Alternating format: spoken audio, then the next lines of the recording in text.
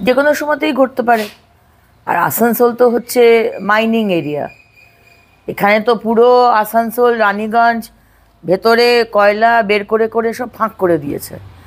এমনিতেই বলে যে কোনো সময় আসানসোল রানীগঞ্জ ধসে যাবে, কারণ ভেতরে কোনো মানে পুরো খোকলা। তো এই অবস্থাতে যেখানে হাওড়াতেই বলুন বা আসানসোলেই বলুন বা পশ্চিমবঙ্গের যেখানেই বলুন, যেখানে ফাটল ধরছে বা হয়ে যাচ্ছে, মানে ব্লাস্টের জন্য মানে ডিস্ট্রাকশন হচ্ছে, সেখানে তো প্রশাসনে তো এটা মাথায় দেওয়া দরকার না। আসলে আমাদের এখানে প্রাণের তো কোনো দাম নেই, যে কোনো সময়তেই ঘটতে পারে।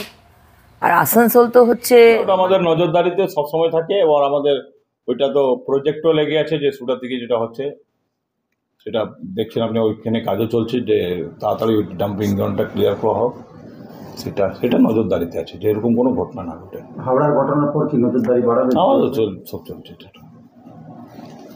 এটা নিয়ে কোনো অসুবিধা নেই।